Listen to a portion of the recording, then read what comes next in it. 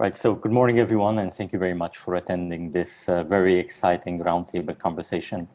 As I can already mention, we're focusing today on a conversation around government, and particularly around accelerating the future of work in government.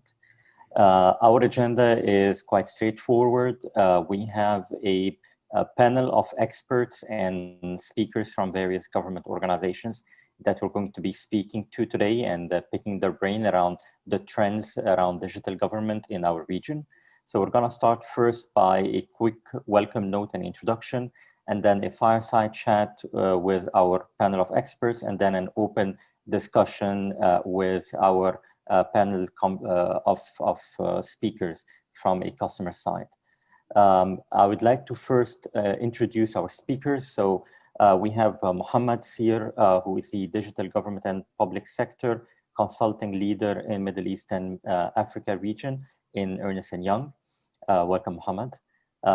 We also have Brian Chidester, who is the Head of Worldwide Industry Strategy, Public Sector OpenText.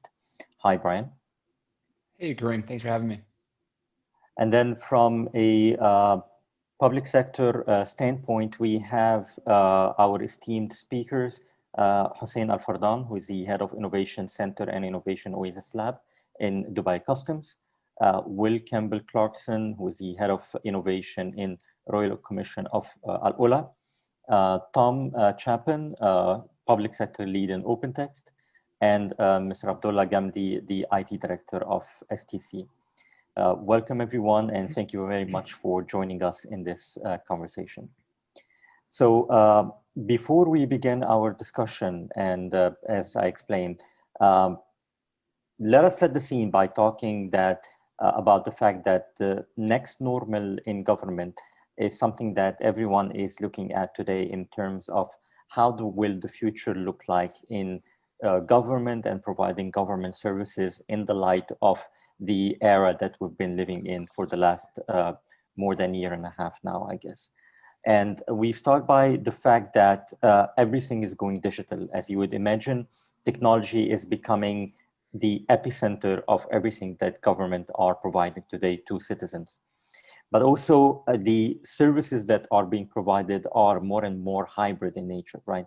Because returning to physicality is limited, although there are good signs today that some organizations are allowing their staff and workers to come back to a work from the office model. But the normality is going to be that hybrid is going to be the way forward for government as well as for many other organizations across industries. But also security is really top of mind for anything that government provides today, because more and more they have access to citizen information in order for them to be able to provide those services in a digital manner. And more those information are becoming more critical to be secured, especially that there is personal identifiable information as part of those data sets that they are accumulating and that need obviously to be protected to protect the privacy of their citizens.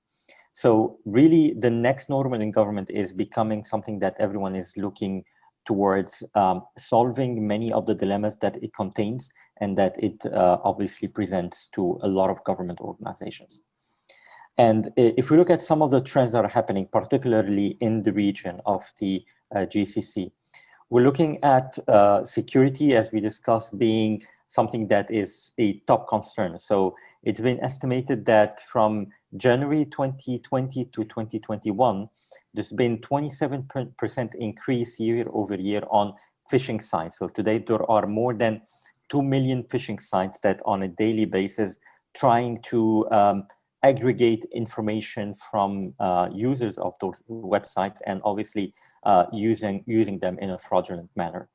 And there is on average, based on organizations that have been interviewed, that only on average 5% of content that is residing in any organization is protected, either from malware, from malicious access, or from even in unintentional leakage from any one of the government's employees themselves.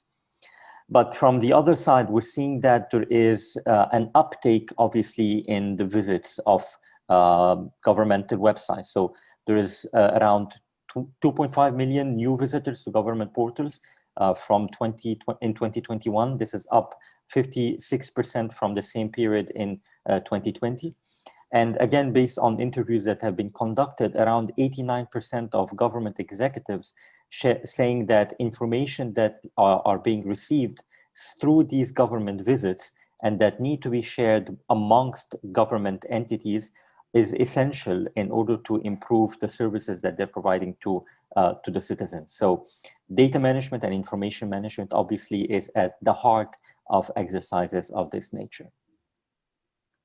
From the other side, if you look back at pre-2020, around only 10% of employers, and particularly government employers in the UAE, had a work from home work policy. So there was very limited means of employees to be able to conduct their work from anywhere that they choose. Obviously, this has become the norm post-pandemic, and to the point where 61% of, again, interviewed workers say that they prefer to continue working from anywhere post the pandemic period and after things come back to some sort of normality.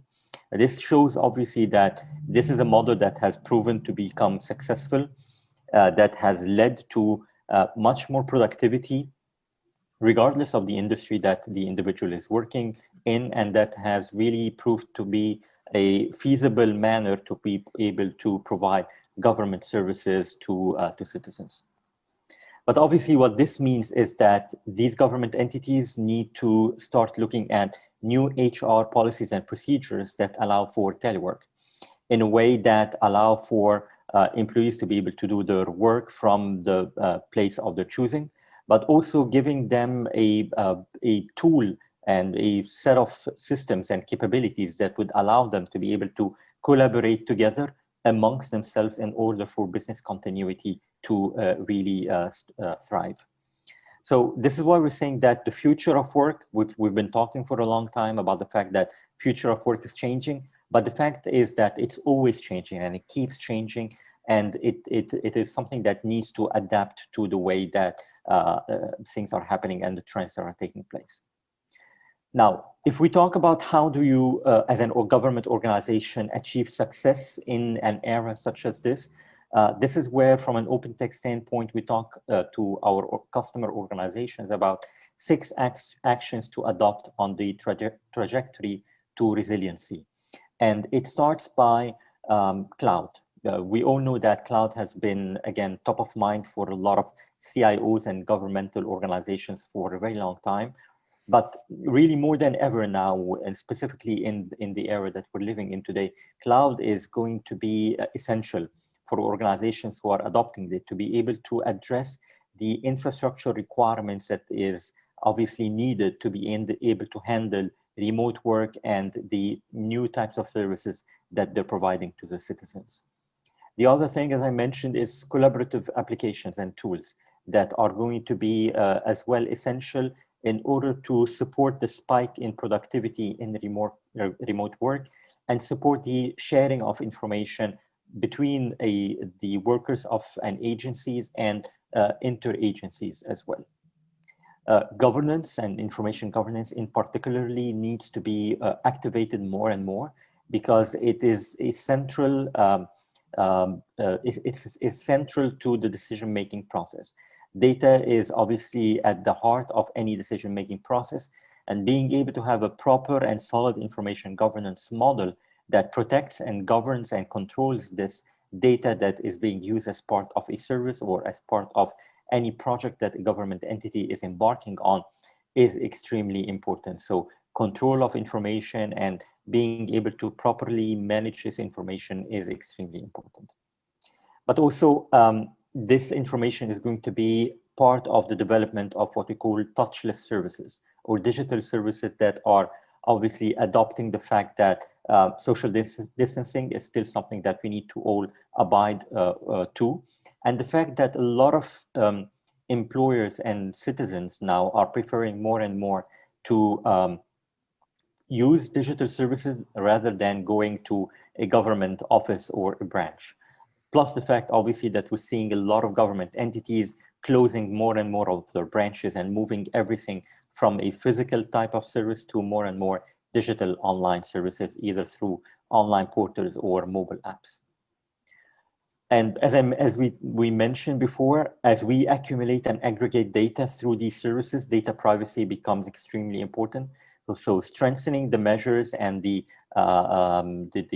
ways and methods of data privacy inside an organization is extremely important.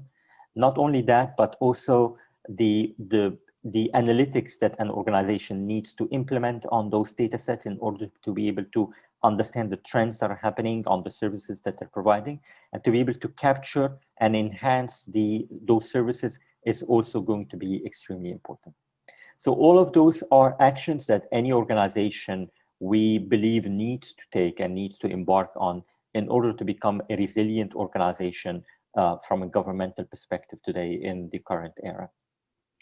And if we look at all of those capabilities, what governments really are looking for or should thrive towards is one digital government framework that would allow them to be able to manage information and content, process these information as part of a digital service that is being provided, provide collaborative applications that allow for productivity to spike and increase, manage cases that are being provided or being put forward to caseworkers, of course, being able to support the findability of information, the long-term preservation of this information, as well as the analytics and the integration and connectivity with any back-end system that is providing support for decision-making.